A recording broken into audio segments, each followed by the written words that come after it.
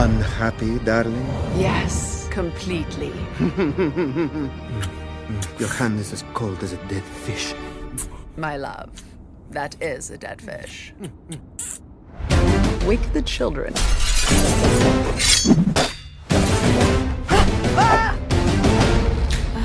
All right, I'm awake.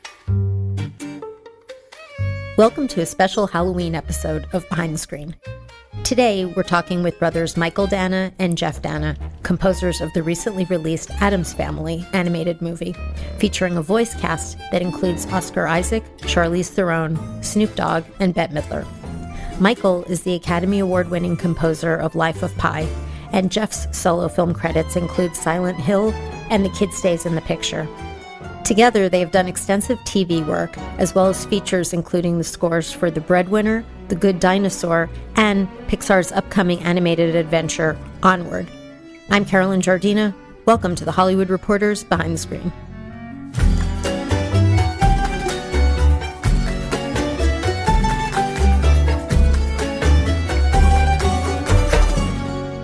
Mychael and Jeff Danna, thank you for joining us. Pleasure to be here. Thanks for having us.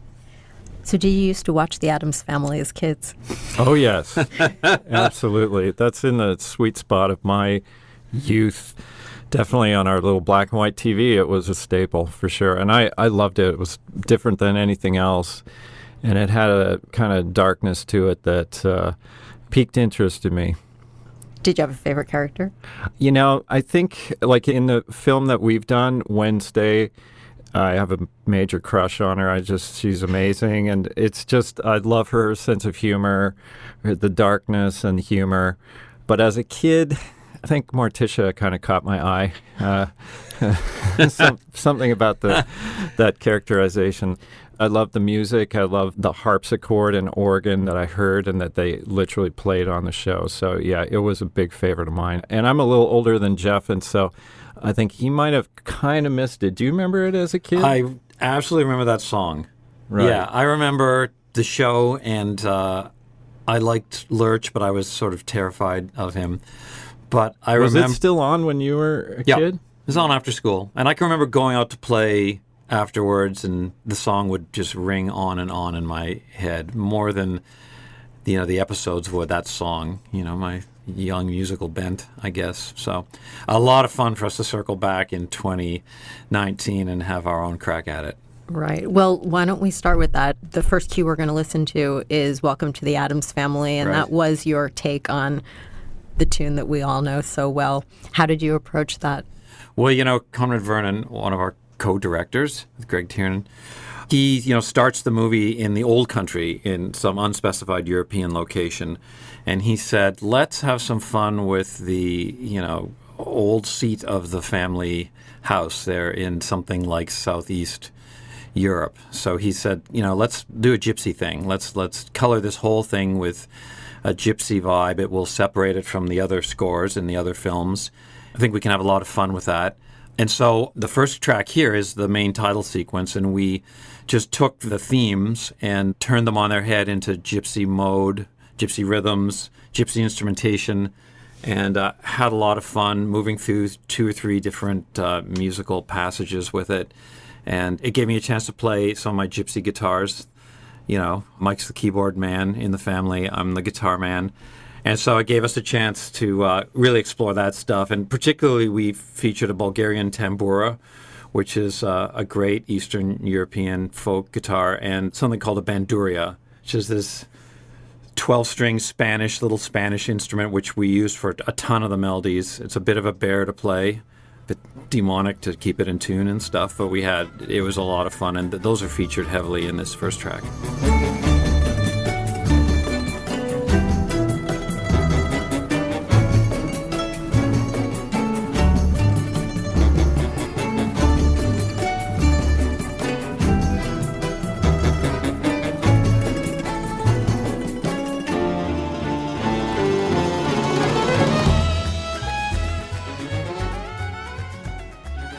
What was the overall approach to the film when you first started talking with the directors?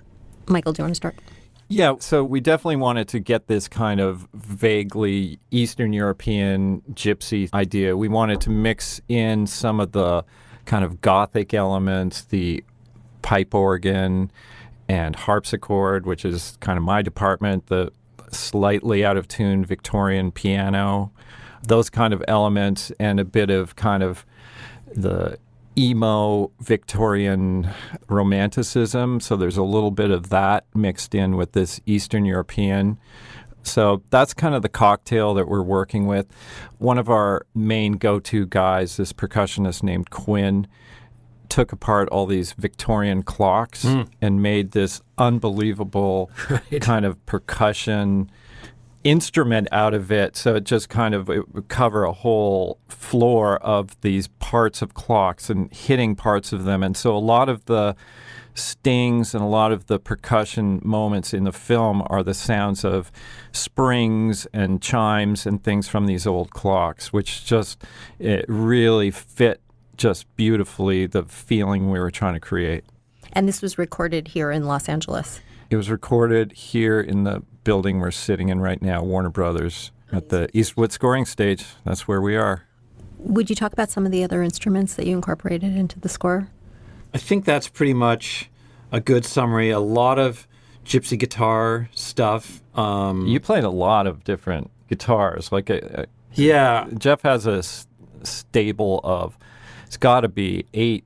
No. 10? 15. Okay, 15. Like I was saying, there's 15. And if you line them all up, they're like a real motley looking crew of weird, some are double strung, metal strings, some are catgut, and they're wood bodies. They're from all over the world, and they're really just a really unique sound that kind of all our scores we do together, whether it's Breadwinner or Good Dinosaur or whatever, you hear that sound in, it's kind of part of the essence of our sound. And this film really features those sounds. It just fit beautifully with this kind of Eastern European thing we were doing. And we cheat the geography a lot. I use Portuguese guitars like a quattro and the Saturn, which is more, UK, Irish, Celtic sort of thought of in that sense. Ukulele. We used a thing called a tipple that I found that was made in 1932 in Chicago, and it's basically like a 10-string ukulele with it's another one of these things you spend as much time tuning as you spend playing. But so we did a lot of cross-pollination as well, playing gypsy things in gypsy mode, but with other countries' instruments, and we had a lot of fun. What were a couple of your favorite guitars that you used for this film? Well, the two main axes I would say for this were the Bulgarian tambura, which we sought out, and we had a great generous gentleman who was going to Bulgaria bring me one back that I just sort of bought sight unseen, gave him the money and said, find me a good one. And he bought me a beautiful instrument. So that one, and then this bandurria I was telling you about that has the melody in a lot of these pieces. A very unusual sound, kind of like a mandolin, but deeper and odder. So those were maybe the two main axes, but we're always trying to find interesting ways, different ways to do things, and those guitars help. And you used a number of those guitars in a cue called Let the Games Begin. Would you like to introduce that one? Right. Pugsley on his rocket, and every kid needs a rocket at home. That's a really fun sort of first real action vignette that lets us even further into the crazy, hyper-active world of Pugsley and the Addams children. In that cue, one of the things we do is something we like to do a lot with folk music. Like Mike mentioned, we did it on Breadwinner. We do it a lot is where we'll take sort of a folk piece of the folk mode with maybe 6 or 8 players playing those instruments.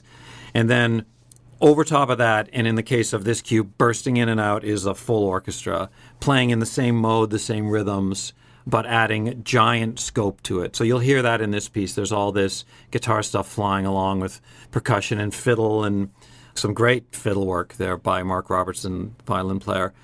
And then it's like the kicking open the doors of the concert hall, and in bursts this orchestra for 8 or 10 bars and then out again. And this cue has a lot of that kind of going back and forth and some crazy percussion work by our man Quinn as well.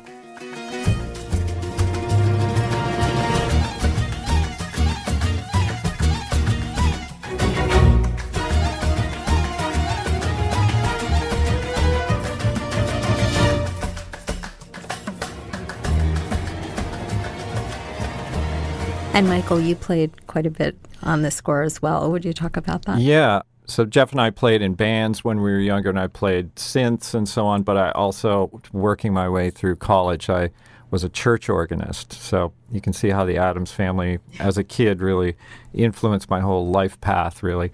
Harpsichord as well. So I played harpsichord on this. I played the Victorian, kind of slightly out of tune piano. I played church organ, although Aaron Shows, who is a far better player than I, played all the really tricky stuff.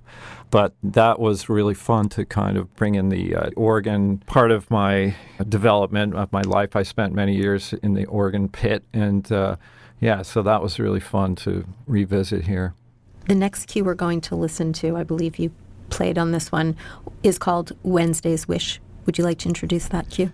Yeah, that's one where also I played a bit of glass harmonica on this, very simple melody. So it's got this idea of Wednesday's character, this kind of little bit melancholic, but with a whip snap wit and kind of that Victorian and kind of Gothic sense to it, and a little bit melancholic, and, a little bit of the scent of the graveyard drifting over the whole thing.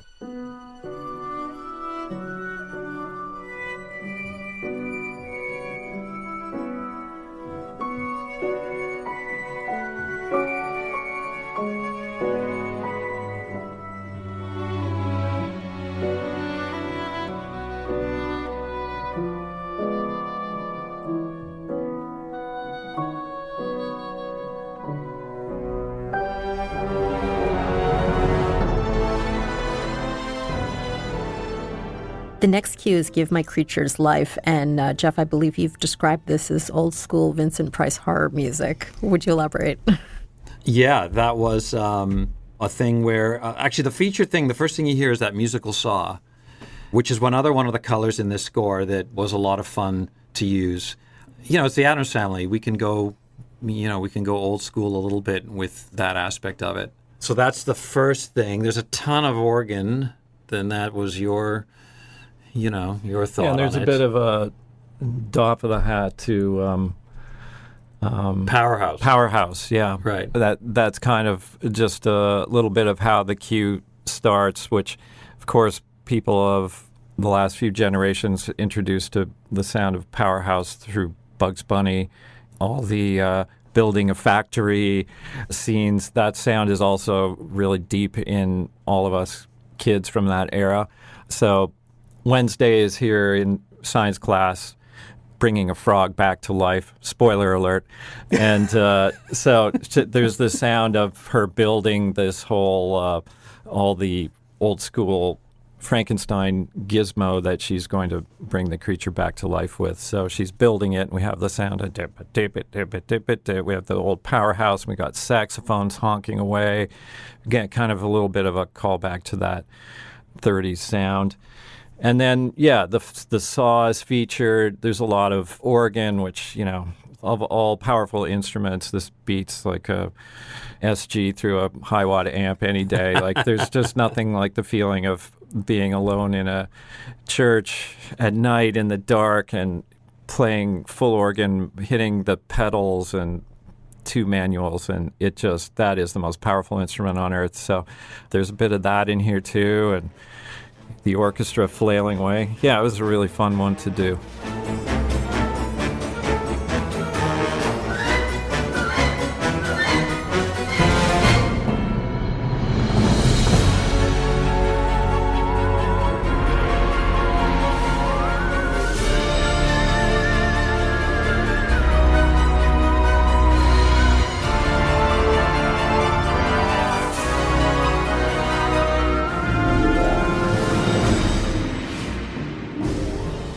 You end the movie with a cue called Get Out. Michael, would you like to describe that one? That one's fun because you get to hear the theater organ.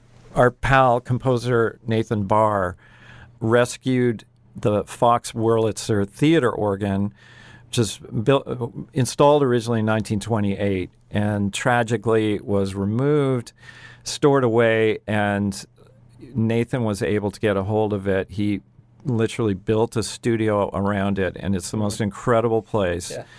And it's called Bandrika Studios.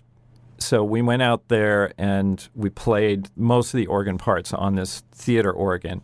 On this cue, I think you can hear it fairly clearly, kind of the theater organ aspect, which is, the sound of a theater organ often has some vibrato to it, a little bit of, there's a lot of bells and whistles literally on a theater organ compared to a church pipe organ, let's say. And you can hear it here in this piece. It's a beautiful instrument, and we're really grateful that we were able to play it, and even more grateful that he was able to save this piece of history. Sure. Yeah, this is an organ that was in The Wizard of Oz, The Sound of Music, right up to Avatar, I think. So the history of Hollywood is traced on the keys of this organ. It's pretty amazing, and what Nathan's done with it is absolutely remarkable. It has to be seen to be believed. So we were happy to have a movie where we could really go with it. So this is, it's kind of a tango, which would be something that would be very at home on a theater organ back in the day. So it's, it's a last family tango for our happy ending, spoiler alert.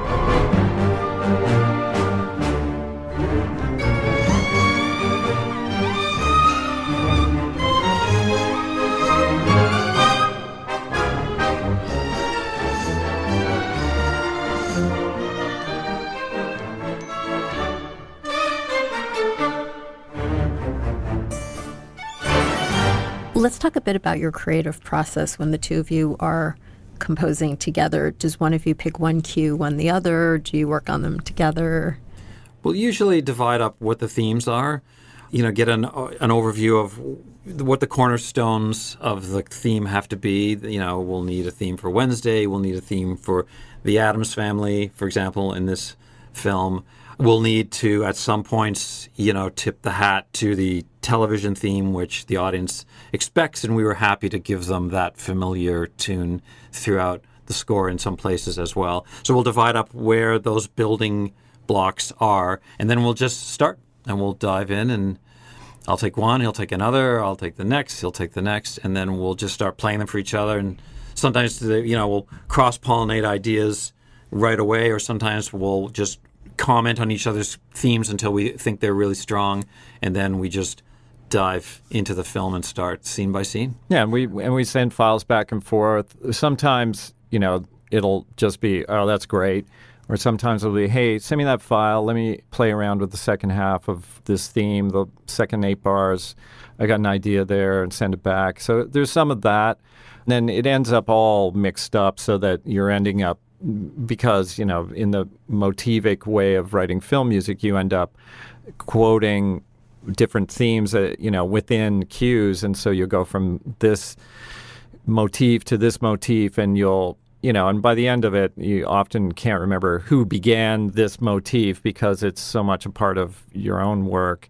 And I've often thought, very often the best cues that we write are when I'm arranging one of Jeff's themes or Jeff's arranging one of mine. I think that's when the most interesting stuff can happen, things that you wouldn't think about. And that's the upside of a collaboration, is that you just have, somebody, and we obviously we come from a very similar background, but we took, even from early on, we took these two different paths. I was more in keyboard, classical. Jeff was more guitar, pop. Even though we started with the exact same church choir and piano lessons, very quickly we kind of diverged into these two paths, but really not that far apart. We grew up listening to the same things our parents would put on, so that stuff is just deep inside both of us.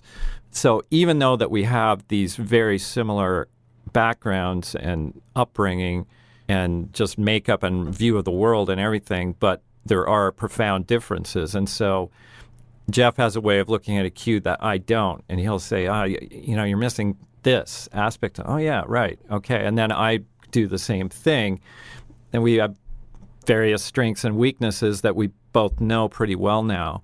And so I think we're able to exploit it to the fullest. So you really get the best at all times, as opposed to, if you do a score on your own, there's areas where you just are a little weaker that never get really worked to their best. And this way, everything is worked to its best. Like, I'm pretty Yeah. confident about that. Like, at the end of the day, you listen to the score and it's strong from start to finish because of that collaboration.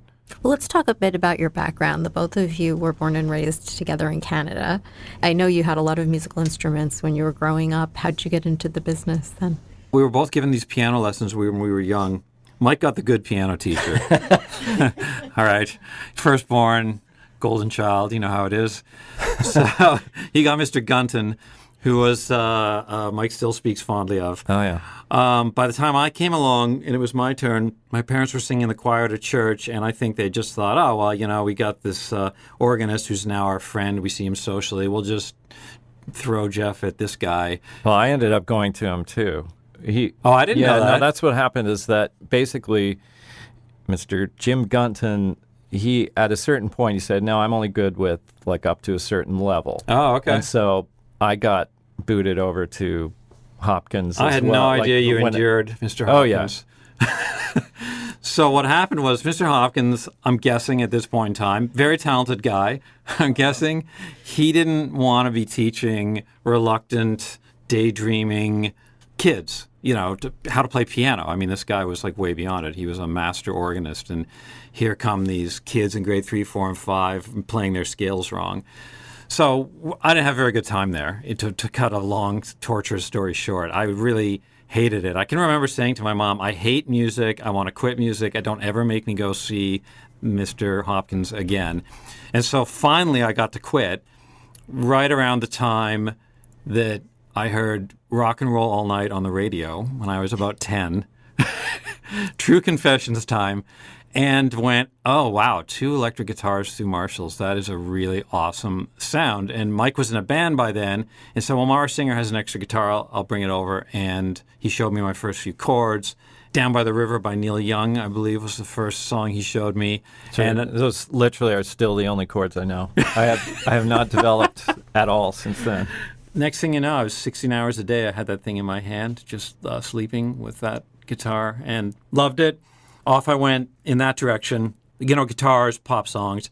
I think really what it taught me was melodic efficiency, because I spent 10 years in this band trying to write hit songs and thinking about how people absorb melodies quickly in their car on an AM radio, how you have to speak the phrase immediately, you know, the first 4, 8 notes is super important. Just it's all I thought about between 14 and 23 really was how to be the best guitar player I could be and how to write these songs that had concise, memorable melodies. And so that was kind of a useful thing when finally scoring came around later on, film scoring, because really in a film score you don't have long stretches to quote things. You need to be concise and get in there, state your motif, and sometimes get right out. And that really turned out to be a gift that I didn't know I was nurturing when I was young and trying to write Rock and Roll All Night.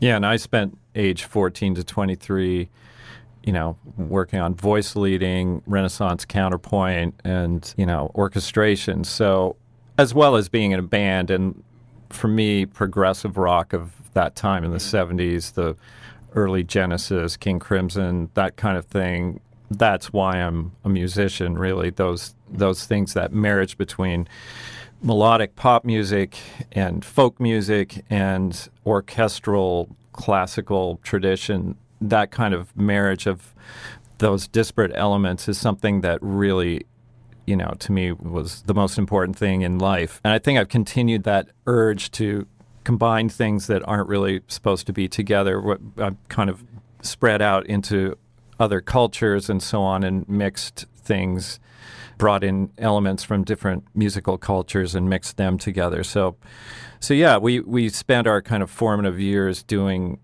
different things that are both incredibly important, powerful tools now that we're both film composers. So you can kind of see our areas of expertise in that way. And obviously both of us can do the other thing as well. But those years when your teenage brain is like absorbing things, that's when all the wiring in your brain happens. That's your fundamental nature of, I think, of what you spend those years doing. It's really who you are. And then before that, when we were growing up, you know, our parents, they met in musicals in high school. In Winnipeg. In Winnipeg. They sang Gilbert and Sullivan. light opera. Our dad, when we grew up, we would hear him practicing singing all the time. He sang semi-professionally. So we heard a lot of repertoire and jazz, strangely enough, which, our dad has, and there still is this amazing collection of 78s, all of which seem to bounce off both of us. It's kind of weird because, you hear all this stuff as a kid and we could name every single record, but yeah, some of it really sinks in. And, Handel's Messiah, my father would sing in that really just struck a note. Like that was something that was magical to me. Gilbert and Sullivan, yeah, it was okay. The jazz, I didn't even hear it. I couldn't hear it. It just still continues to bounce off my ears. It just doesn't speak to me. We're probably not the team to call for your deep jazz scoring. So what was the project that attracted you to film composing? Well, so I went to the University of Toronto and studied composition. I had no idea where I was headed with that, unlike young people I talk to now who have, a 30-year plan figured out. I just sort of drifted aimlessly into studying composition because I wanted to.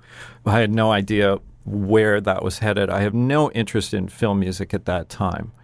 Absolutely none. In fact, the film music I heard was often very jazz-based, and so had no interest or attraction to it.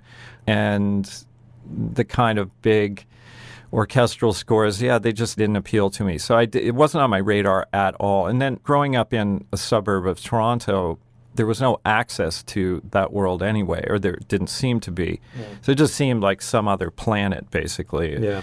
So I ended up being a composer in residence at a planetarium. So I did, end up being hired with my degree, strangely enough.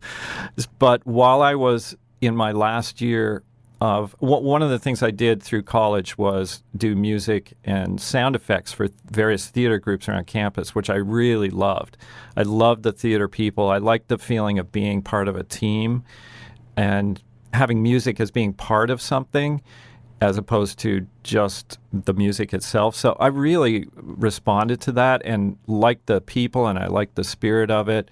I liked opening night. I liked the feeling of a show and that kind of thing. And then, one of the people that was writing plays was Atta McGoyan, who ended up making a film and said, hey, do you want to do music for it? And I didn't know anything about how to do that, but we just kind of made it up as we went along. Again, a nice thing about being so far away from Hollywood and traditional film music, where there were certainly at that time ways that you are supposed to write film music and rules and concepts and things. We had no idea. We just applied our theater shows to film. And right from the beginning, I was mixing medieval music and, West African drumming, because that's what we did in theater. That's how I ended up falling into film scoring. And then, Jeff and I at the same time were kind of working in bands together. And there was one project where I needed some guitar playing on it. And then I said, there's a lot for me to do here. Why don't you write a couple of these cues? And he just immediately knocked it out. Like the first cue, I remember the first cue he brought in. It was like, oh my God, that's an amazing melody. Like, how did you do and it just really was incredible. And so right from the beginning, kind of without even me explaining it or anything, he was really just naturally gifted at it. So that's kind of how it really was accidental. And it's such an embarrassing story to tell now because young people want to be composers. I get emails from people that are 13 and 14, like, this is what I want to do, and what are the steps? And it's like, don't ask me, man, because I when I was 13, I was... You want to be Tony Banks? I wanted to be Tony Banks or Keith Emerson, but I had no plan whatsoever. So there you go. Well, the two of you have worked together and you've worked solo, but I have to ask, another team of brothers that worked together recently are Harry Gregston Williams and Rupert Gregston Williams. And as you know, they were on our podcast series a few months ago, and they had a playful challenge for the two of you. So is there anything you'd like to say to them? Well, we're bringing Addams Family and Onward to the table. In this corner, with Addams Family and Onward. It's the Dannas, and we'll wade into the fight with these two. And why do they need two names anyway? Why? We're the Dannas. Like, simple as that. I don't know. I have trouble with the labeling right from the beginning. It's very bloated. It is. It's bloated. It needs some editing. Okay, well, before we wrap, I did want to ask you about Onward, which is why we're here at the Eastwood Scoring Stage, which you're working on that. That's Pixar's next animated film. What can you tell us about that project? Onward is an amazing and unusual film. It is really just, sometimes you'll see a film, and Pixar does a lot of these, where you just go, okay, that is just coming from left field. This is an absolutely original idea in a crazy world. And Onward is all those things. It's really exciting to work on. And it's weirdly autobiographical for us. It's about two brothers growing up in the suburbs in what looks suspiciously like an enchanted version of the 70s without a father. They've lost their father. And so that's, our father died when I was 13. Michael was 19. So there's just this weird synchronicity between our lives and these characters. Yeah, even in the film they say, your father was an accountant. And we're like, whoa, that's what our father started out doing as well. So it's just an absolutely, and I don't know if Dan Scanlon, our gifted director, I don't know if when he met us, he looked at the two of us and went, oh, okay. I think that they'll find something here for these two brothers, this story about two brothers. And we're having a whale of a time on it. It's an amazing movie, and we can't wait for the world to see it. Anything you can tell us about your approach to the music yet? We'll let the Gregson Williams have another podcast, and then we'll come back and blow them out of the water. Thank you so much for joining us today. Always a pleasure. Thanks for having us, Carolyn.